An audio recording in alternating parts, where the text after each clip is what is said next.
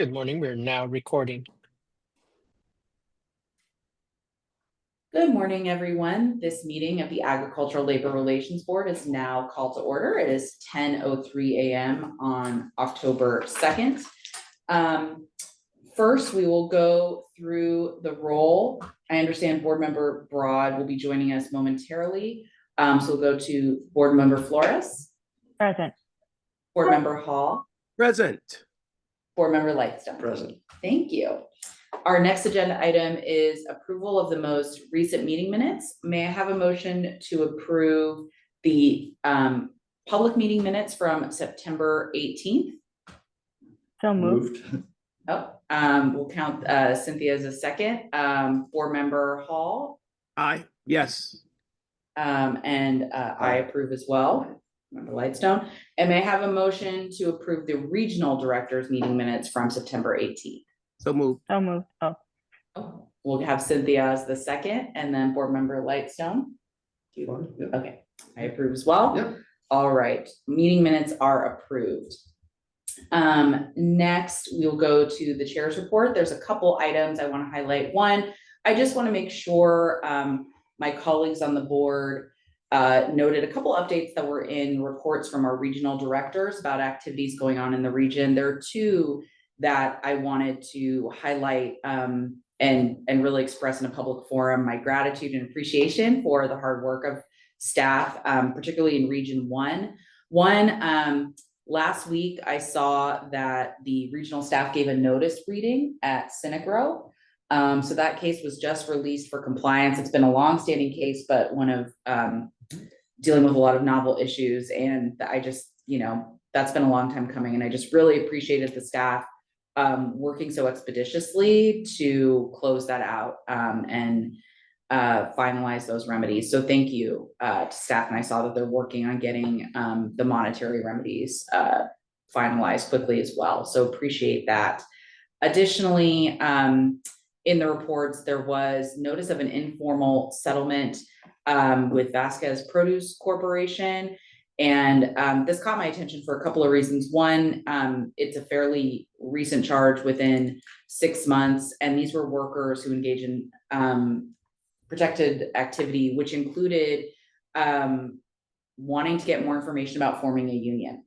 And so they filed this charge and our staff were able to, and they were then terminated. Our staff were able to get these workers reinstated and get them back pay, as well as I believe they have notice remedies there as well. And given that's such a core right under our act, the ability to just learn about how to form a union, I thought that was really great that they were able to settle that so quickly and show those workers that they are protected under the act and get them back to work so quickly. So just want to shout that out. That caught my attention and just thought it was a great case to highlight. Wanted to make sure my colleagues saw it as well. And then lastly, it is with bittersweet sadness that we are going to thank and congratulate and say goodbye to our Chief Board Counsel, Todd Ratchin.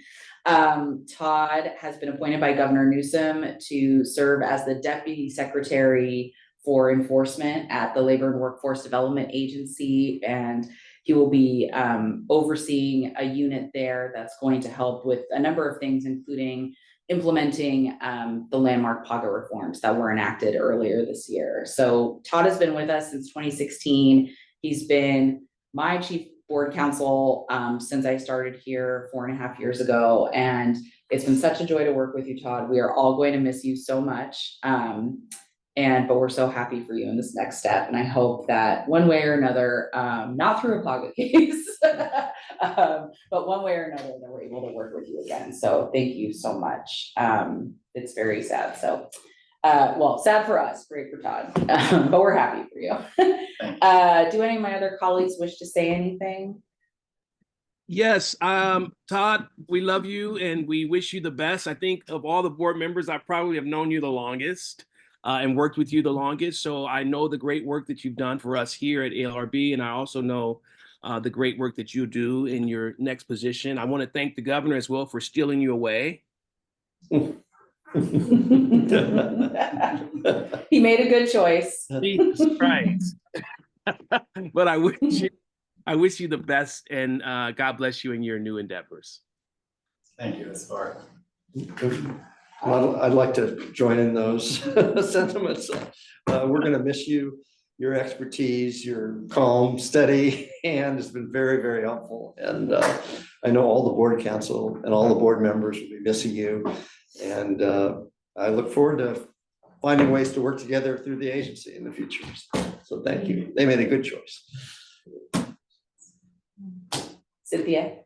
Yeah, I just want to also say, well, first, congratulations, Todd. Very well deserved. You are an expert, if there ever was an expert in all things at ALRB. And it's been a fantastic opportunity and a great joy to work with you. And we will miss you dearly, but I hope we can find an opportunity or create opportunities for us to work together in the future. And very best of luck. Thank you. And let the record reflect, board member Brott is here, so that can be reflected in the minutes. And with that, that concludes the chair's report. We do not have an executive officer's report today, or a litigation report, so I will turn it to our general counsel, Julie Montgomery, for her report. Good morning, Chair, board members, and congratulations, Todd. Very exciting news about your appointment. I'm sure we'll continue to see each other at Labor Agency, at least. I do go there sometimes, so it won't be goodbye, but just really want to express appreciation for all the work you've done and your service to the ALRB. It's been a really impressive tenure, and wish you all the best in your new position.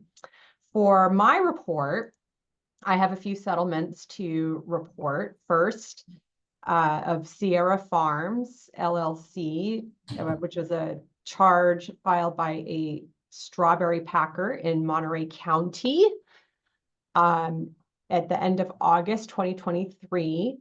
Alleging that Sierra Farms retaliated against her by issuing warning tickets, scrutinizing her work more closely, and instructing her not to talk to her coworkers about workplace concerns because she had brought up to the crew's forewoman that she didn't agree with when the crew was getting breaks and meal periods. And so after she raised that concern, she alleged that she did face retaliation. The parties reached a settlement with the ALRB, and Sierra agreed to standard noticing remedies. And then we also settled Golden State Flowers, which was a ULP filed in Ventura County in March of 2024, this year, alleging that that company retaliated against workers by terminating a worker's employment who had complained about mistreatment of the supervisors. And the parties reached a settlement with the ALRB, and Golden State Flowers agreed to pay back wages to the worker, or actually it wasn't back wages, as a payment in lieu of reinstatement and standard noticing remedies, and of $588.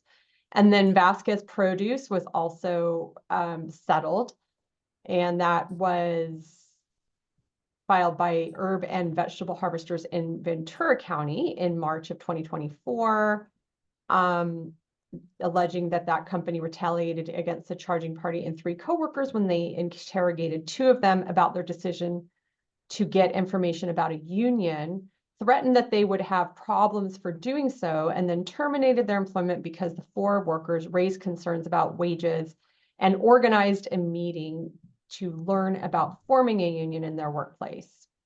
Shortly after the charge was filed with the ALRB, region staff facilitated offers of reinstatement to the 4 workers, and the parties thereafter reached a settlement for the back wages for the workers, which totaled just a little under $3,000, as well as standard noticing remedies. So kudos to Region 1.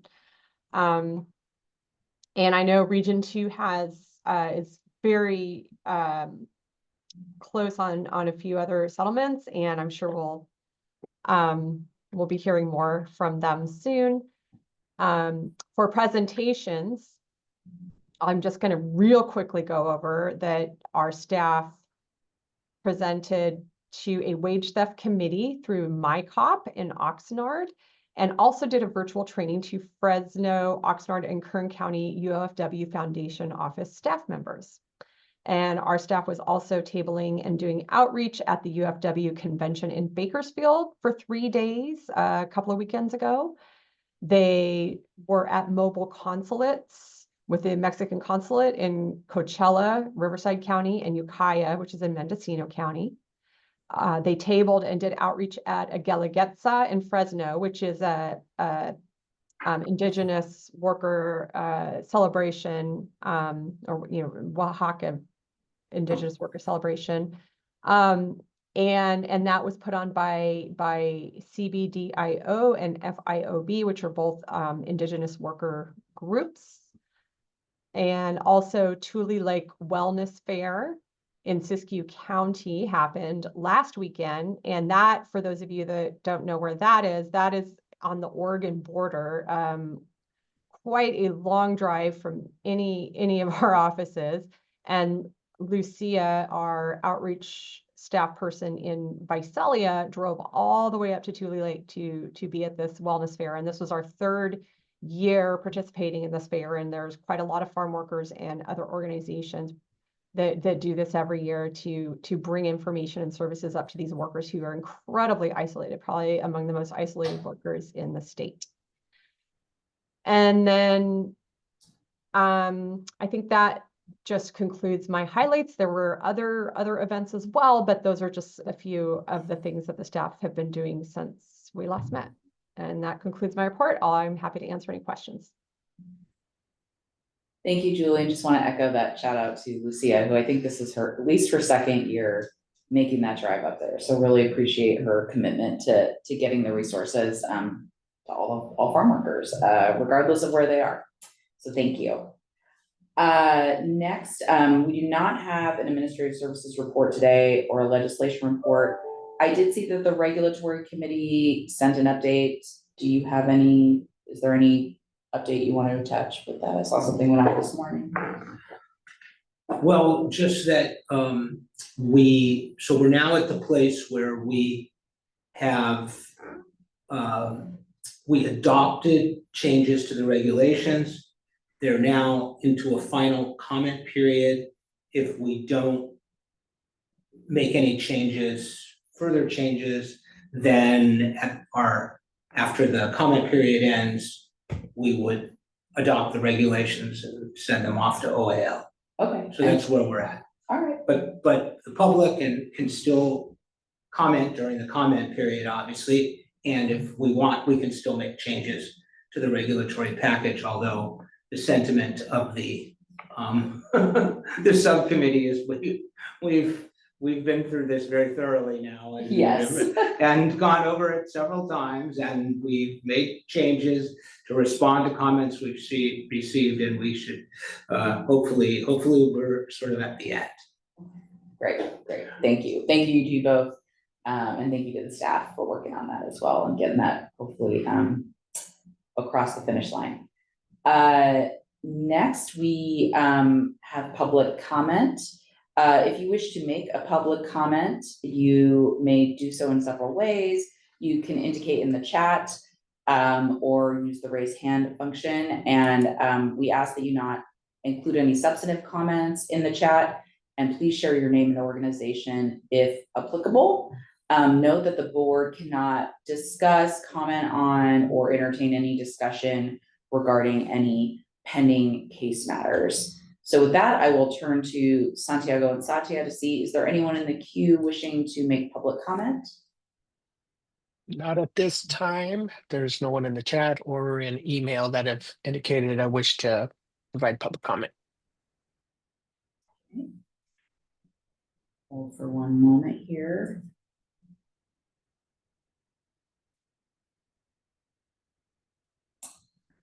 Okay, not seeing that there's anyone wishing to make public comment. We will not be going into closed session today. So we will go into our next agenda item, which is announcements. And our next board meeting is scheduled for Wednesday, October 16th at 10 a.m. online and then here in Sacramento. And with that, at 10:18, this concludes today's board meeting. Thank you, everyone. Take care.